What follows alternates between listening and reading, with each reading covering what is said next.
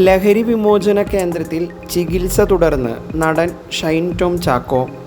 Hybrid കഞ്ചാവ് കേസിലെ ചോദ്യം ചെയ്യലിന് ഷൈൻ എത്തിയത് തൊടുപുഴയിലെ ലഹരി വിമോചന കേന്ദ്രത്തിൽ നിന്നാണ്. ചോദ്യം ചെയ്യലിന് ശേഷം അങ്ങോട്ട് തന്നെ തിരിച്ചു പോകുകയും ചെയ്തു.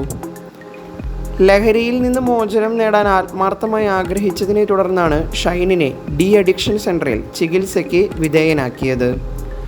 ചികിത്സകളോട് താരം വളരെ പോസിറ്റീവായി പ്രതികരിക്കുന്നുണ്ടെന്നാണ് റിപ്പോർട്ടുകൾ. ഹൈബ്രിഡ് കഞ്ചാവ് ഇടപാടുമായി തനിക്ക് ഒരു ബന്ധവുമില്ലെന്ന് ഷൈൻ മൊഴി നൽകി. ആലപ്പുഴ എക്സൈസ് ഓഫീസിലാണ് ചോദ്യം ചെയ്യൽ നടന്നത്. ഷൈനിൻ്റെ മാതാപിതാക്കൾ ചികിത്സാ രേഖകൾ ചോദ്യം ചെയ്യുന്ന ഉദ്യോഗസ്ഥരെ കാണിച്ചിരുന്നു.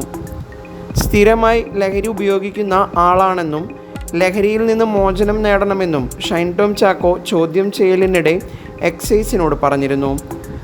അതീവ അപകടകാരിയായ മെത്താംഫിറ്റമിനാണ് താൻ ഉപയോഗിച്ചിരുന്നതെന്ന് ഷൈൻ ചോദ്യം ചെയ്യലിനിടെ പറഞ്ഞെന്നാണ് റിപ്പോർട്ടുകൾ.